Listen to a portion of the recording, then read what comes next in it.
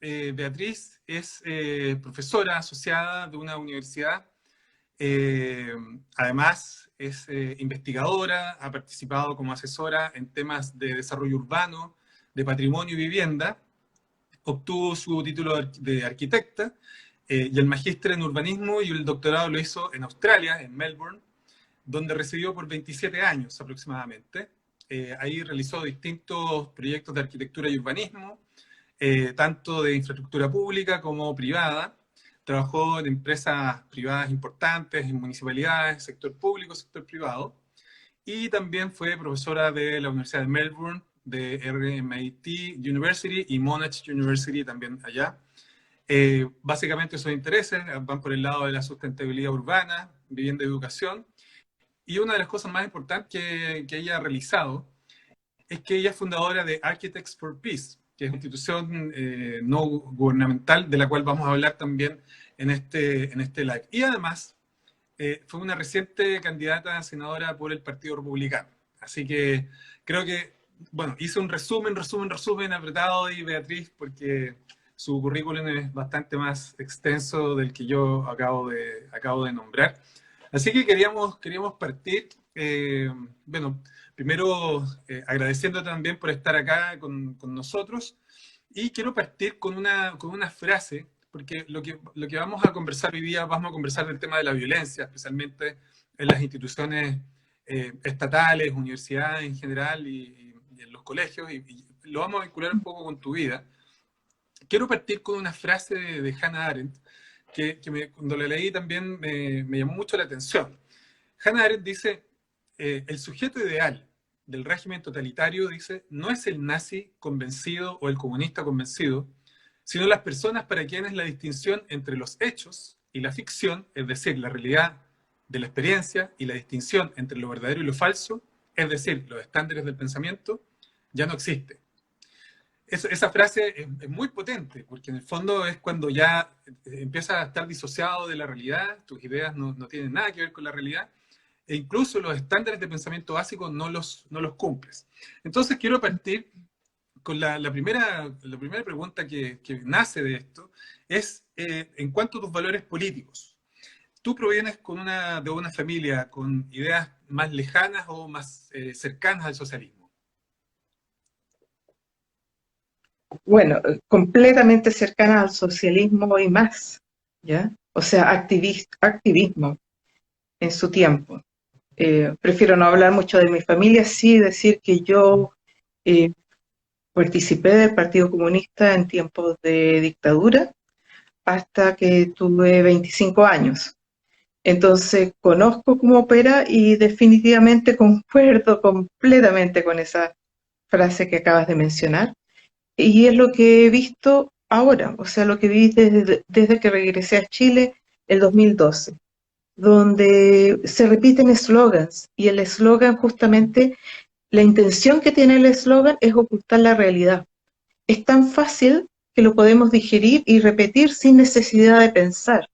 Y es ese pensar, tratar de que las personas piensen, en este caso los estudiantes, lo que ha sido mi anhelo todo el tiempo, desde que llegué y que me di cuenta de ese problema, ahora con mayor razón, porque este problema se expresa en una violencia total, en la destrucción del país, de su democracia, de lo logrado. Y lo que tú dices es justamente, yo ya lo llamo enfermedad, porque la idea, por ejemplo, en estos 30 años, incluso reconociendo con gobierno de izquierda, este país progresó y dejó la pobreza, ha liderado en la región, ha liderado en cuanto a acceso a educación, acceso a salud, acceso a nuestras calles, nuestro transporte, todo. Entonces, de repente se nos dice, esto todo está malo. Obviamente, cualquier cualquier país tiene cosas que mejorar. Nosotros quizás teníamos muchas, a mí me molestaban muchas cosas y obviamente que hubiera también, y estuve de acuerdo con algunos cambios, por ahí fui a alguna manifestación, por supuesto, porque todas las cosas tienen que seguir mejorando y seguir andando.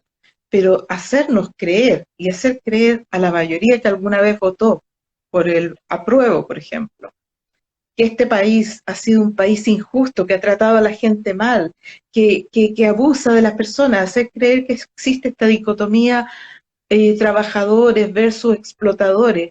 O sea, son cosas, primero, de 2 siglos atrás. Y segundo, que no las vemos en la realidad. Lo que veíamos, te cuento, perdona, me paras si me estoy alargando, pero No, no, no, yo, adelante, por favor. yo me acuerdo cuando salí de Chile y quizás a algunas personas de derecha no les va a gustar esto, pero es la realidad de la situación económica que se vivía en Chile en ese tiempo. Entonces, y de la situación política. Y yo cuando me fui en 1987, los chilenos que llegaban a Australia eran gente que no diría político, porque muchos de ellos decían eran qué sé yo, exiliados, políticos, qué sé yo. La verdad, y lo comprobé, y también puedo escribir un libro de eso. No, eran gente que estaba buscando mejor oportunidad y la oportunidad se le presentaba diciendo que eran refugiados políticos. Algunos de esos era verdad, pero yo diría que la minoría, por lo menos en el tiempo en que yo me fui, que ya era el año 1987. Era gente de todas maneras indiscutiblemente pobre, gente que fue a hacer su vida en cualquier cosa, limpiando, qué sé yo, en Australia. Al pasar del tiempo, en los 15 últimos años, cuando yo estaba ya enseñando arquitectura y haciendo mi doctorado en Melbourne, la gente que llegaba a Chile eran turistas, o sea, no gente con dinero, de la clase media chilena, que se daba el lujo de turistear. Me encontré con ellos en Europa, me encontré con ellos en Australia, en muchos lugares. Y los jóvenes que llegaban a Australia llegaban a estudiar con una beca del Estado de Chile.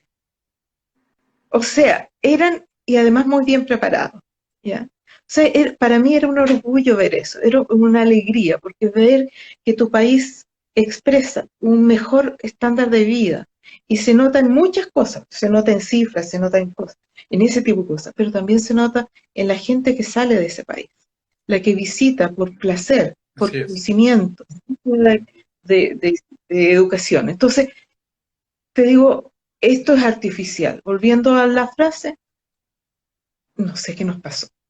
Y Quizás no está.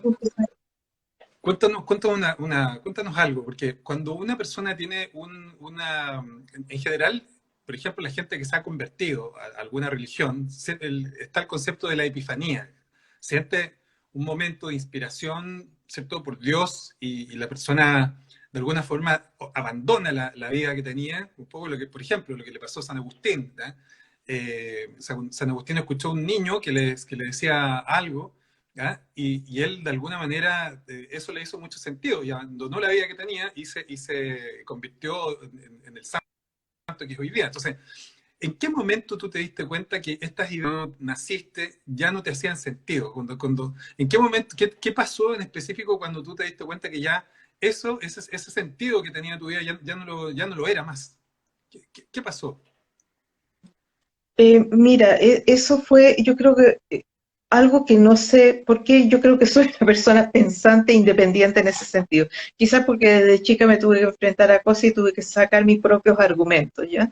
Y defender mis argumentos. Entonces, no sé si habrá sido eso, pero incluso cuando yo era no estuve en el Partido Comunista, voy a corregir eso, yo estuve en las Juventudes Comunistas en ese tiempo. Entonces, habían cosas que no me hacían sentido. O sea, cuando me hablaban de la pirámide democrática, del centralismo democrático, varias veces lo discutí, me trataban como compañera, usted algún día va a entender, o sea, te tratan así como un paternalismo que te deja silenciosa. Entonces, quizás ellos tienen razón, son más grandes que yo. Entonces, claro, eso no me hacía sentido, pero tampoco me preocupaba mucho, porque en ese momento yo sentía que vivíamos bajo una dictadura y que eso era el objetivo mayor.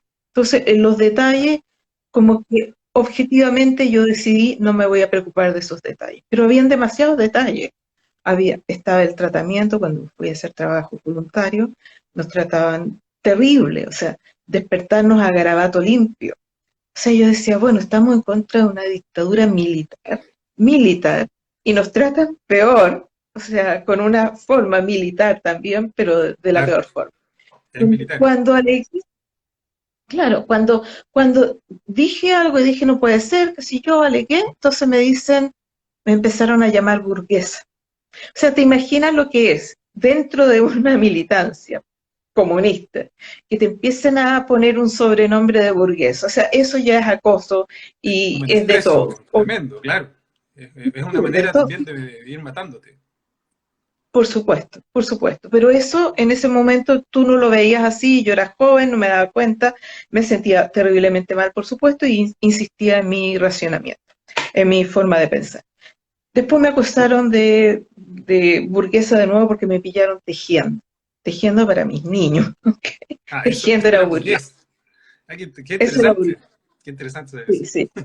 Había una reunión por ahí, yo no quise escuchar porque yo era solamente, abría la puerta, digamos, en ese momento. Entonces no tenía que escuchar nada, se van a la reunión y yo no sabía qué hacer, me pongo a tejer. Me llega una acusación de allá arriba de que yo era burguesa porque estaba tejiendo. O sea, y eso te duele, te duele. Todavía yo me sentía cabra chica de alguna forma. Entonces, esas cosas ya me hacían ruido aquí en Chile. Después, cuando llegué a Australia, por supuesto, me encuentro con gente escapando del bloque soviético. Mi mejor amiga era una Margaret, polaca. Ella vio los rápido graph que yo usaba para cualquiera que ha trabajado en arquitectura y estudió arquitectura en el tiempo que yo lo hice. Los rápido graph eran los lápices que usábamos con tinta y eran caros, pero teníamos que tenerlo. Y yo obviamente los tenía, los había comprado en Chile y me los llevé a Australia. Cuando ella, polaca, vio eso, pensó que me los había comprado en Australia, porque ellos, me decía, ella pensaba que venía de un país pobre donde eso no existía, me decía, en Polonia ellos usaban plumas, así como Claro, los hombres antiguos, ¿sí? antigua. Y con tinta para hacer los dibujos. No tenían ni siquiera acceso. No solamente que no podían comprarlo, sino que ni siquiera existían. Entonces, vivía ella en un departamento, o sea, no vivió con su marido, se casó y vivió ella con sus padres y él con sus padres y tenían una hija. No podían vivir juntos porque no había departamento. Y ahora nos dicen a nosotros que el comunismo o que la nueva constitución nos va a dar vivienda, sí, seguro. Una vivienda digna. Entonces, y baños comunes además. Entonces, tú te empiezas a dar cuenta, te empieza a caer la teja, pero hay una cosa, que esto del comunismo y esto de la cultura en que te sumerges es muy fuerte. Es una cultura, y lo escribí y lo dije por ahí, que te gana no solamente en el sentido de convicción, de lealtad. Lo más importante es la lealtad. No te imaginas cuántas cartas, cuánto email recibí cuando ya empecé a expresar mi descontento con lo que estaba pasando en Chile. O sea, no te imaginas. Pero eso de la lealtad es algo terrible. Entonces, para muchas personas que empiezan a tener dudas, no pueden, porque hay un sentido de lealtad que es como traicionar a tu familia. Es más importante que tu familia. Es una secta. Es que Y eso te iba a decir, porque en el fondo, en varias oportunidades nosotros hemos conversado con entrevistados que de alguna forma el comunismo, a pesar de que para mi gusto es una crítica al cristianismo en general, una crítica feroz al cristianismo, el marxismo en general no es, yo no lo concibo por lo menos como un intento de superar económicamente el capitalismo. Para mí es una cuestión muy anterior, que es una crítica despiadada contra la institución del cristianismo en general. Entonces, para mí, el comunismo tiene un sentido religioso, ¿ah? Tiene su profeta, tiene una verdad revelada, por lo tanto, funcionan con unos mecanismos muy parecidos a los que tiene una organización de carácter religioso. Entonces, me hace mucho sentido lo que tú nos estás diciendo ahora. Y justamente junto con ello, quería preguntarte cómo reaccionó tu núcleo cercano, tu familia cercana, tus amigos, cuando se empezaron a dar cuenta que tú ya no estabas dentro de esta familia que era el Partido Comunista o la Juventud Comunista. bueno, eso fue el 87 cuando me fui de Chile, ya obviamente corté cualquier vínculo con el partido, sobre todo porque llegué a Chile y me empezaron a decir ya, vente para acá, como que tenía que seguir trabajando con ellos. Al principio yo estaba de acuerdo porque yo lo pensé por mi país, pero se empezaron a meter en mi vida privada. Y si hay algo que yo tengo es que soy muy independiente y no voy a permitir a nadie que se meta en mi vida y que me diga lo que tengo que hacer. Entonces ya ahí yo sentí, no, esto no, y me alejé.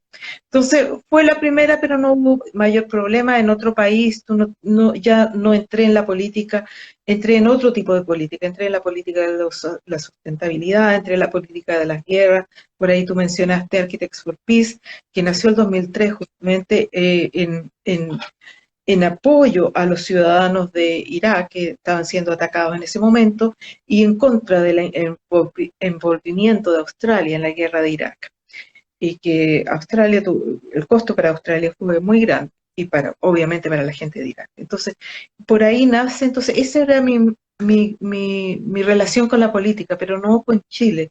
En 27 años tú te empiezas a alejar. Yo he sido de las que jamás, nunca estuve de acuerdo con que yo tenía derecho a votar, por ejemplo. Porque si tú haces tu vida en otro lugar, como lo hice yo, por necesidad, no por elección, en ese momento Claro. para mí salir de Chile era... Tuviste que salir.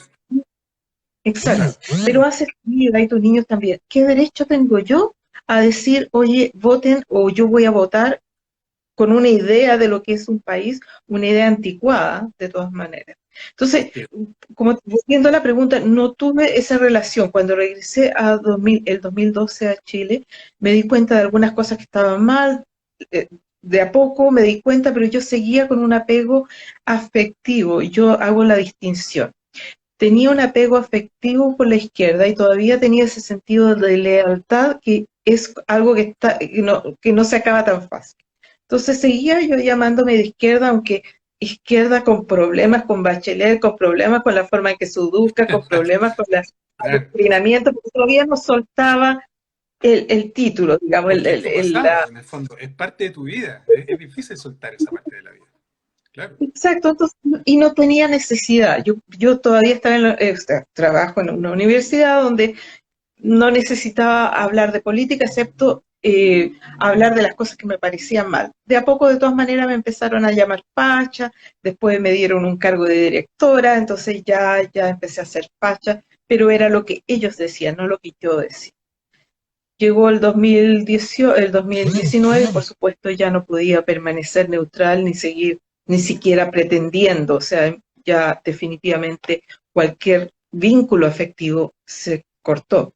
Y eso, claro, con mi familia es muy pequeña, pero con mi familia hay una distancia en ese sentido, no podemos hablar de política y de hecho una persona muy cercana a mí yo no la veo. Entonces, es lamentable, pero así es. Por otro lado, tengo que decir, he conocido a mucha gente muy valiosa y que me ha apoyado muchísimo. O sea, cuando nosotros estábamos en Las Tarrias, viví en Las Tarrias por un año y nosotros fuimos atacados en Las Tarrias, algo salió en el Mercurio, incluso nos entrevistaron ahí.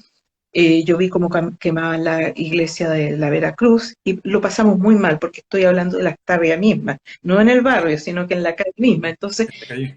fue muy terrible, pensando que nos iban a entrar y tirar una molotov y quemarnos a todos vivos en ese edificio. Entonces, yo tuve amigos que me decían, Beatriz, vente a mi casa con tus perros, o sea, no cualquiera acepta 4 perros, a 2 personas y 4 perros, no, pero así me abrían las puertas, me decían, Beatriz, sale de ahí y vente a mi casa. Y fueron muchos.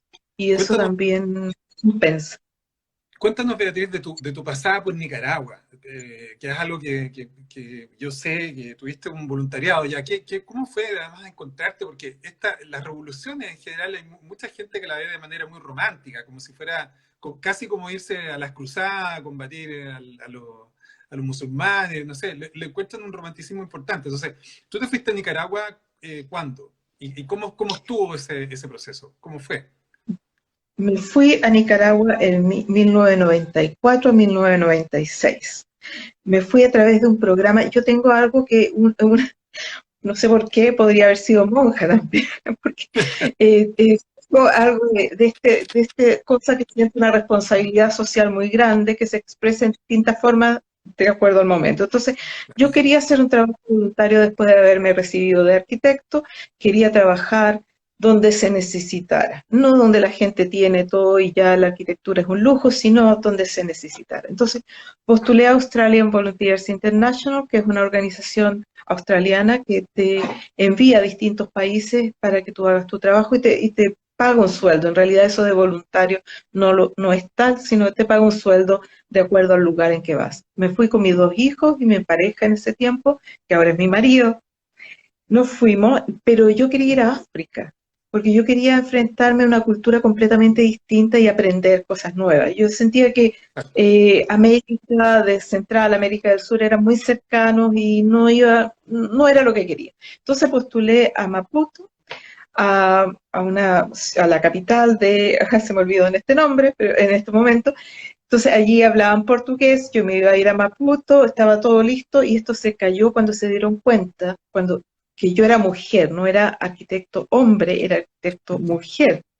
Y parece que se dieron cuenta y no les gustó y ahí esto se cayó. Entonces lo que venía, la otra posibilidad era Nicaragua y yo dije, bueno, ya listo, nos fuimos a Más Nicaragua. formal, No dije. por una cosa, bueno, sí, es que no, lo pensé, encontré que era interesante, que era importante y ya lo habíamos pensado de otra forma. Quizás África era muy difícil, donde yo iba a trabajar en Maputo era realmente en lugares todos minados, entonces yo tenía que ir a revisar colegios, la estructura básica de los colegios, la estructura del edificio en lugares que estaban minados. Entonces quizás no estaría contando el cuento en este momento. Entonces Nicaragua parecía un poco mejor, fue post-revolución, estaba Violeta Chamorro en el gobierno, pero cuando llegué, bueno, llego ahí y lo primero, o sea, fueron muchas cosas que te indican inmediatamente que estás en un lugar donde si bien había democracia con Violeta Chamorro, había un nivel de corrupción increíble y un nivel de control del Frente Sandinista de Liberación Nacional, FSLN, terrible, en todos lados. La universidad nuevamente donde yo estaba era una universidad pública, universidad de ingeniería se llamaba, y yo enseñaba arquitectura. El nivel, la pobreza era tal que, o sea, te digo así como ejemplo, los estudiantes de arquitectura me decían, profesora, ¿qué es subir una escalera? Cuando tú subes una escalera a otro piso, ¿qué encuentras ahí? Jamás ellos habían subido a un segundo nivel. Habían dos edificios que todavía quedaban, que era el Banco de América y un hotel. Y ellos nunca habían estado ahí, por supuesto. La ciudad llevaba desde el año 1972, creo que fue el terremoto, destruida. Y todavía tú veías los escombros en 1996, los escombros de esta ciudad destruida en Managua, en el centro. No se había hecho mucho, habían algunas casas apareciendo en las periferias. Entonces, el nivel de pobreza, me acuerdo que un día se celebra a mí me decían, tienes que leer este diario, a propósito, porque también en Australia hay Ah, una cosa de esto de tener esta ideología política y este progresismo, ¿no? Entonces, esta institución por la que yo fui era muy de ese tipo, entonces me decían, tienes que leer este diario. Y ese diario era del Frente. Me acuerdo que una vez lo leí y celebraban el Día de la Mujer. Y celebraban a esta mujer que había tenido 20 hijos. No es broma. sí. 20 hijos. Por supuesto que de los 20 quedaban 6 vivos, no me acuerdo, quizás estoy mintiendo, pero algo así. Pero eso no importa. Esto se supone que es un partido progresista, ¿ya? Y que celebren, o sea, está bien que una persona pueda tener esa cantidad de niños, pero con la pobreza que hay en Claro, es una Nicaragua, responsabilidad tenerlo así. Claro. responsabilidad total. Y para esa mujer y para esos niños que mueren. Entonces, es solamente a ver cómo, bueno, por supuesto la corrupción en la universidad, uno tenía que ir con su silla porque no tenías dónde sentarte, ayuda y seguía llegando a la universidad esa ayuda para que se compraran imprentas, para que se compraran programas de AutoCAD en ese tiempo, que se iban a la casa, a la oficina de los directores y de todas las personas. Entonces tú veías esta corrupción. Ya se hablaba mal de Daniel Ortega, ya se sabía que había abuso infantil en su familia, pero esto se guardaba y nadie se atrevía a hablar y ya, sabemos cómo está en Nicaragua en este momento. Es más de lo Y, mismo, pero y volviendo un poco a lo que conversábamos recién, de lo que tú empezaste a vivir cuando ya estabas acá en Chile, y empezaste a ver violencia en los liceos, violencia, hay datos, por ejemplo, que nosotros tenemos de la Universidad de Chile, donde yo también estudié, de personas que fueron objeto de bullying, de acoso, de parte de sus propios compañeros, profesores que no hacían absolutamente nada. Hay un caso de una chica que no voy a decir su apellido, pero en general la conocemos, Paulette, que fue duramente también objeto de acoso, de hostigamiento, y la universidad, la verdad que hacía muy poco. Entonces, o nada. Entonces, el tema es cómo, ¿por qué tú crees que estas revoluciones, que son para algunos tan románticas, tan interesantes, tienen tanto impacto también en los jóvenes y han provocado de alguna manera que estos grupos estén insertos dentro de las universidades, particularmente en las universidades estatales, particularmente en los colegios estatales? El argumento que se saca, que se escucha normalmente, es que la pobreza genera violencia. Pero, ¿por qué todos los jóvenes que son pobres no son violentos? ¿No? O sea, si hay una relación directa entre pobreza y violencia, todos los que son pobres debieran ser violentos, pero lo que vemos es que hay una minoría que reacciona violentamente. Hemos visto a los chicos del Instituto Nacional que ya está destruido por parte de la guerrilla urbana, el Barros Borgoño y varios otros liceos que están tomados completamente por estos grupos. Entonces, qué explicación le das tú a eso? Vinculándolo también con lo que tú viste en Chile en los 70 y antes, y también en Nicaragua. A ver, de atrás para adelante, en los años 70 yo lo viví como niña chica, entonces yo viví eso que tú dices del romanticismo, a mí me llegaba de segunda mano, me llegaba como trabajos voluntarios, con pósters y con la música de Quilapayún, qué cosa más linda, eso es lo que tenía. Entonces, claro, no puedo dar cuenta de eso. Sí puedo dar cuenta de que cuando llegué acá me llamaba la atención, porque habían cosas como, claro, queremos mejor salud.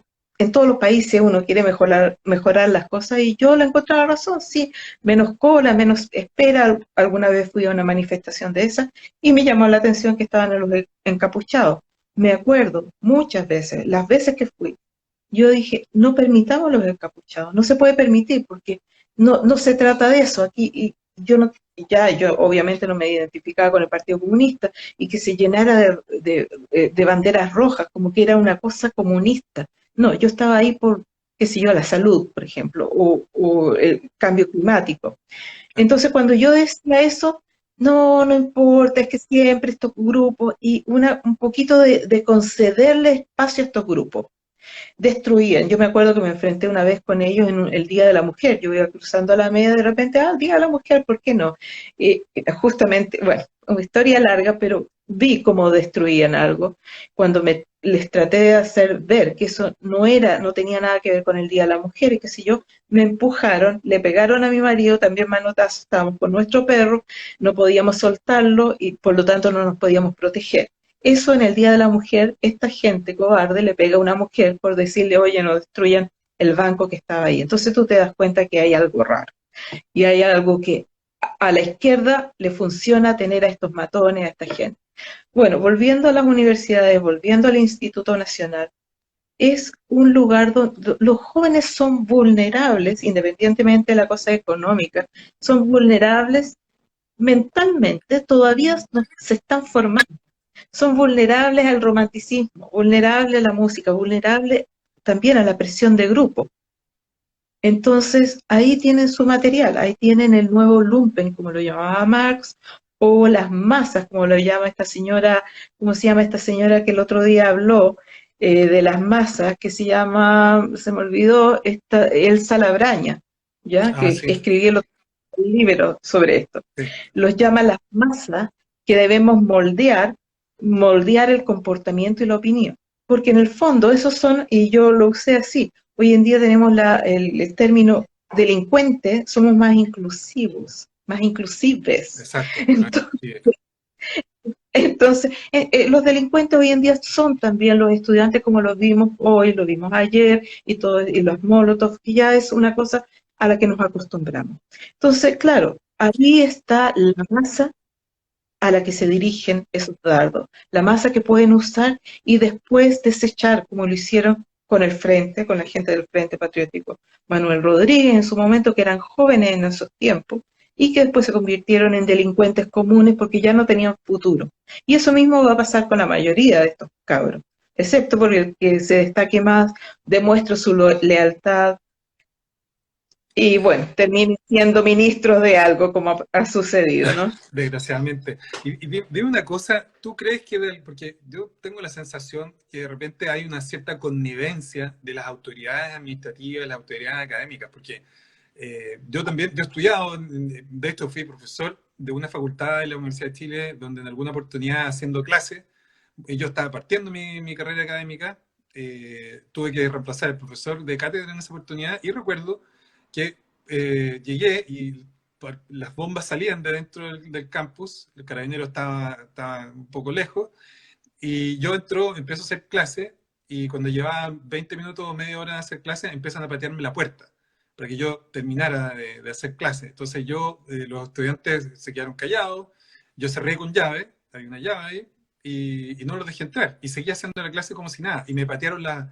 puerta, las ventanas, le pegaban a las ventanas, eran como 5 encapuchados, bastante flacos, bastante enmirriados. Yo creo que de a uno, yo creo que le hubiese ido mal a ellos, pero la verdad que no entraron y no me dejaron hacer clase tranquilo, pero yo seguía haciendo clase como si no pasara nada. Entonces te lo digo porque yo siento, varios estudiantes se acercaron en esa oportunidad y me contaron, no le dijeron los nombres de quienes eran, pero se supone que los conocían, sabían quiénes eran. Entonces, ¿no será que muchas autoridades académicas realmente conocen quiénes son y les da lo mismo, no hacen nada, a lo mejor tienen miedo, pero si no tuvieran miedo y si saben quiénes son, esto es peor todavía, porque en el fondo saben quiénes son, no tienen miedo, entonces quiere decir que están de acuerdo con lo que están haciendo. No sé qué opinión tienes tú al respecto. Comparto completamente tu opinión, yo lo he vivido en distintas formas, también tuve una funa cuando era directora académica y tampoco se hizo nada, es normal y es permitido, yo creo que no hay cosa más salvaje y cobarde que una funa. En Chile Sí, está institucionalizado. Como sí, yo vengo de afuera, es como que yo soy muy delicado y por eso me afecta. Bueno, yo creo que a todos nos debería afectar, porque es una barbaridad, pero está institucionalizado. Algo que digo yo frecuentemente es que las universidades públicas, nosotros como académicos, y sobre todo si no estamos con la línea de izquierda más extrema, que es la que domina en general en las universidades públicas, nosotros estamos expuestos a cualquier cosa. Si yo voy a la calle y a mí me pega alguien, yo puedo llamar a un carabinero y me tiene que defender y puedo hacer algo. Si a mí me pasa lo mismo en una universidad pública, el carabinero no puede entrar, ni yo lo puedo llamar, porque el momento que lo llame, yo soy facha, me queman en una hoguera. Además que exacto. no lo puedo llamar, tendría que ser el decano, tendría que ser alguna persona que tenga autoridad para hacerlo. Y el Sí, carabinero no puede entrar. Por tanto, el nivel de protección de una persona dentro de una universidad pública es menor que de cualquier ciudadano en la calle. Eso por seguro. sí, es cierto. Y bueno, sujetos a lo que yo creo que hay algo que funciona aquí, que es que cuando tú estás en un medio ambiente donde todos te están diciendo, te digo hoy día, o sea, todos estos días, las universidades públicas apoyan abiertamente el apruebo a la nueva constitución. Yo estoy Sí, completamente en rechazo desde el día 1 por la forma en que se hizo, sí, porque bueno, podemos pasar mucho rato hablando de eso, pero bueno, estoy en desacuerdo. Pero cuando alguien, un rector, sale en un diario hablando del apruebo y de que tenemos que votar apruebo y qué sé yo, es como que el presidente de la República lo haga. Eso es exacto. ilegal. Bueno, Sí, pero el presidente de la República hoy día lo hace. Su ministra del Interior y todos los también. ministros lo hacen. Entonces, que lo haga un rector de una universidad X pública, no te, es parte de lo mismo. Pero ¿qué hace uno dentro de eso? Si todo este Claro. aparataje y todas las autoridades te dicen el apruebo, tú en una reunión vas a decir rechazo. Una vez lo hice, plop, se quedaron. No estábamos hablando de lo mismo, pero mostré una opinión distinta. Esto fue hace poco. Me llamó la atención de que no hubo una respuesta agresiva, sino más bien de sorpresa.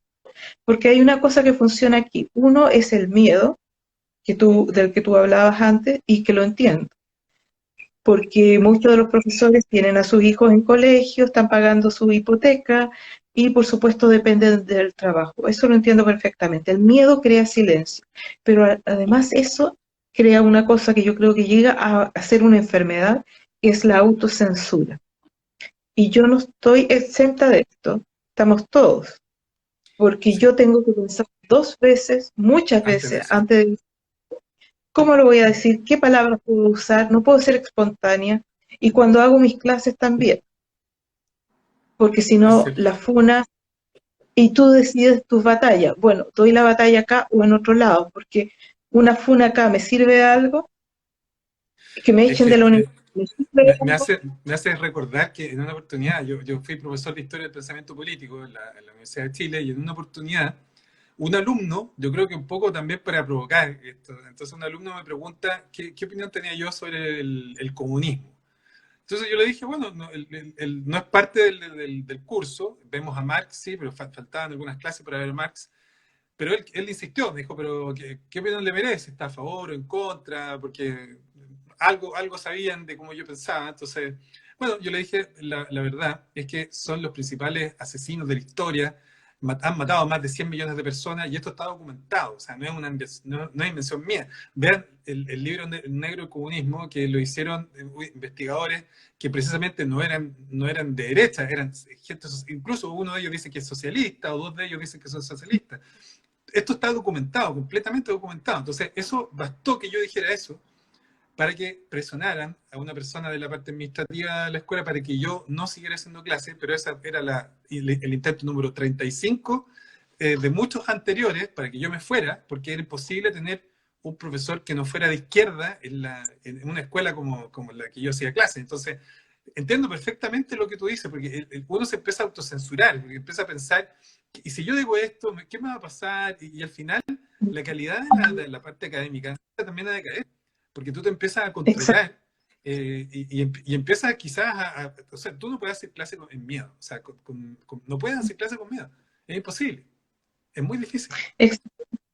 Es imposible, bueno, te digo, a mí han habido cartas de profesores, cartas de alumnos, pero esas cartas de alumnos, tengo otras, donde los alumnos me han dicho, profesora, mi nombre aparece ahí, pero yo no quise firmar, pero si no firmaba tenía Claro, miedo que me hicieran, ya. Entonces, eso también está ahí. Ahora mi respuesta a eso es decirle, bueno, la integridad que tiene uno es lo más importante. exacto. Entonces, si tú firmas, tú firmas. Lo siento, chao. No, aquí no hay excusa Y, para eso, para y, mí. y Pero cuéntanos algo, Beatriz, mira, ¿qué puede hacer un padre que manda a su hijo al colegio, un colegio estatal, que manda a su hijo a una universidad estatal? ¿Qué puede hacer para evitar este proceso donde realmente el grupo empieza a tomar una importancia tan grande que llega a ser sancionatorio en relación a los individuos que se atreven a desafiar el grupo? ¿Qué cosa tiene que plantear un padre a su hijo en su familia para evitar, o en el fondo para tener algún antídoto, un anticuerpo en relación a esta masa que es tan opresora?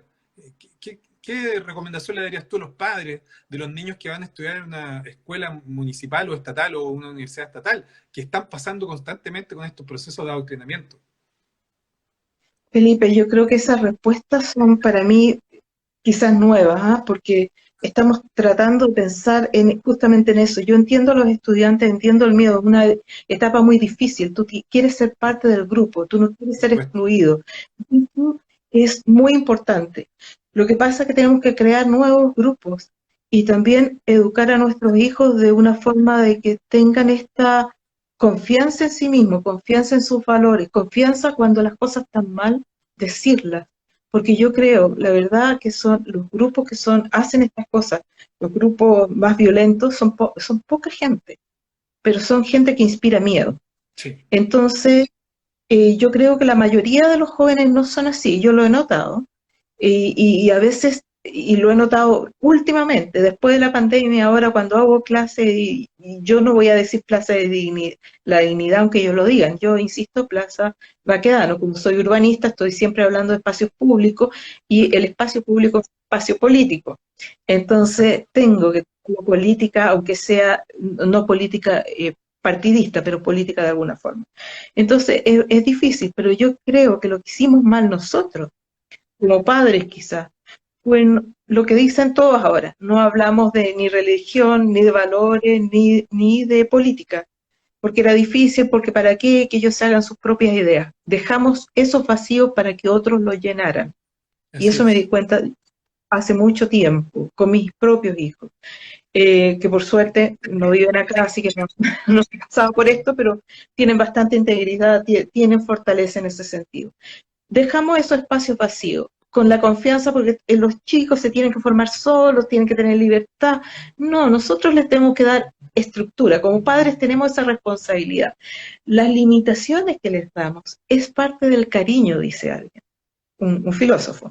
Es parte del cariño. Esas limitaciones es lo que a ellos les da la confianza de jugar en este espacio y de probar en este espacio con la confianza de que nada les va a pasar. Eso se lo damos nosotros, que es el marco.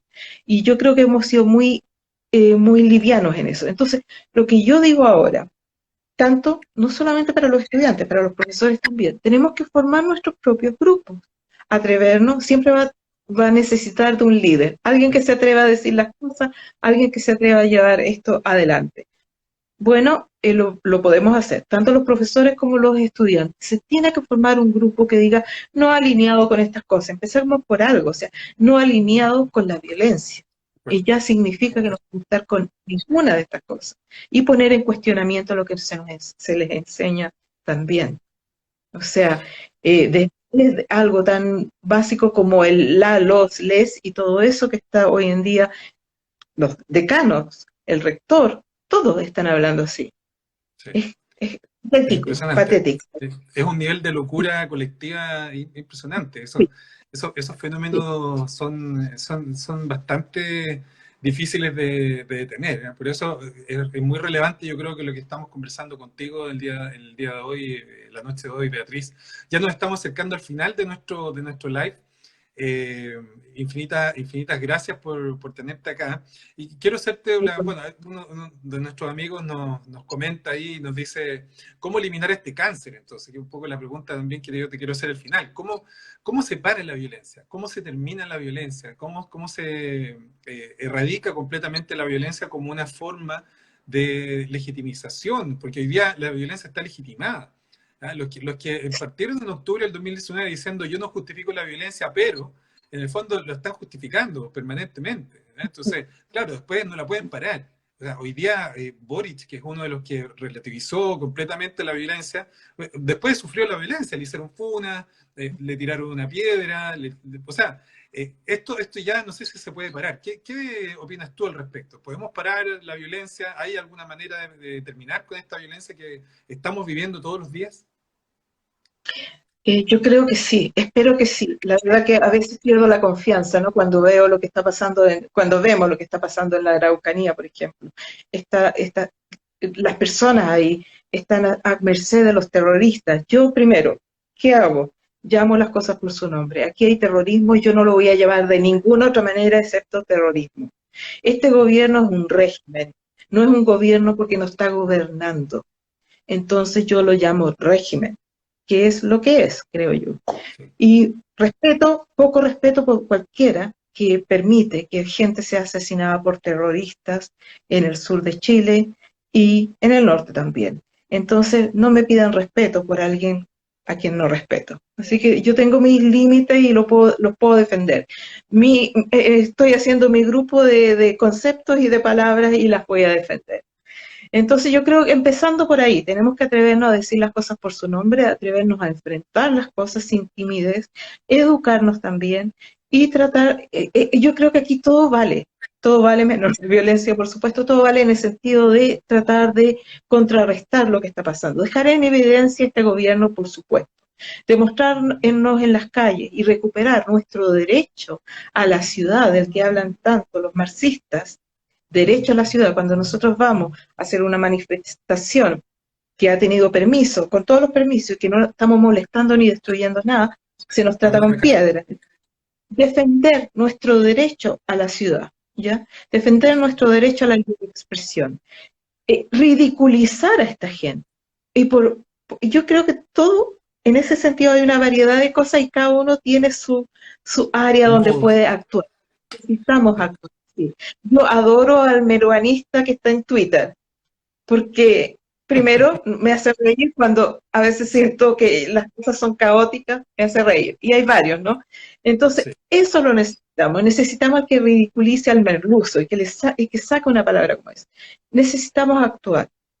Estamos en una situación tan grave que la verdad que todo lo que he dicho creo que nos estamos quedando cortos, porque cuando se eso están sí. asesinando personas, ya no sé cuál sería la respuesta, para ser sincera, Felipe.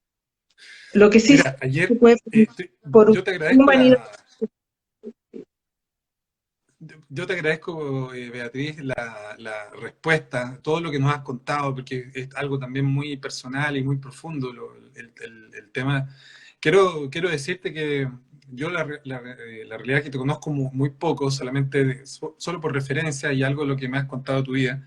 Y solo por las dos o tres cosas importantes que nos has contado en esta noche, tienes mi profunda admiración por ser una mujer tan valiente, una mujer tan íntegra, porque para enfrentarse a un grupo uno tiene que realmente ser una persona muy valiente, especialmente un grupo que piensa en legitimidad moral o supremacía moral por sobre todos nosotros, que piensa además que todo lo que hace o dictamina es válido, incluso ejercer la violencia contra personas indefensas, como pasa en general cuando hay marchas de personas que no son de izquierda. Ayer yo participé en un acto que hizo mi amigo Felipe, eh, eh, que es core de allá de Felipe Martínez, que es core en Temuco, en la Araucanía.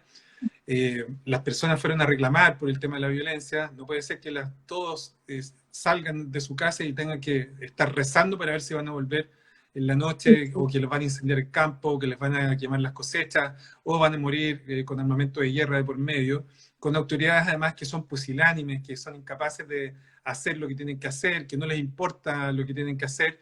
Realmente esto cada vez parece que va a ir empeorando. Entonces yo te quiero realmente agradecer, Beatriz, por tu testimonio de esta noche.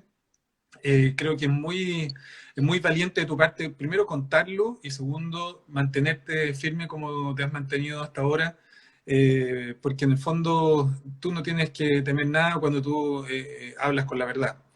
Y creo que eso es parte importante de lo que ha sido tu vida. Todas las personas tienen derecho a evolucionar. Y como nosotros los libertarios decimos, nadie tiene derecho a meterse en el proyecto de vida del otro. Uno puede tener el proyecto de vida que quiera sin dañar a otros. Entonces, pero nosotros los libertarios ese es la máxima más importante, es seguir el principio de no agresión, y ya es difícil a veces seguirlo, porque a veces uno siente que está siendo agredido, o efectivamente hay algunas personas que lo agreden, pero uno tiene que siempre mantener ahí la calma. Así que yo agradecerte, Beatriz, a todas las personas que estuvieron unidas, les ofrecemos disculpas por nuestro problema de conexión al principio, pero los programas en vivo son así, así que no hay Fue, problema, Beatriz. Te vamos a invitar nuevamente ahí, vamos a ver si lo podemos hacer después por YouTube, que es una plataforma un poco más estable, más simple. Así que agradecerte a todas las personas que se han ido uniendo a nosotros, han pasado muchos por acá. Así que muy buenas noches, Beatriz. No sé si quieres decirnos algunas palabras antes del cierre. un millón de gracias a ti, Felipe, y agradezco a Marcel Spinder por presentarnos. Me impresionó mucho esa charla que vi tuya, así es que yo quería conocerte también. Así que un millón de gracias por esta oportunidad. Así Muchísimas que, gracias a ti, Beatriz. A todos los amigos, bueno, que todos los domingos estamos haciendo un live con alguna persona relevante de la intelectualidad chilena o del mundo, a las 20 horas siempre, por este mismo canal de la Fundación NOSIC. Así que agradecidos a todas las personas que nos han acompañado, especialmente a ti, Beatriz, que tengas un excelente fin de semana. A todos ustedes, queridos amigos, que la violencia no le gane a nuestro país. Tenemos que derrotar la violencia, tenemos que derrotar a los que quieren imponer sus normas por sobre las de cada uno. Nadie tiene derecho a meterse en el proyecto de vida del otro, ni a imponer sus propios puntos de vista. Eso es lo que nosotros los libertarios estamos promoviendo. Muchas gracias a Cristóbal, muchas gracias, gran Rodrigo Moreno, ahí, a todos los amigos que se han ido, a Oscar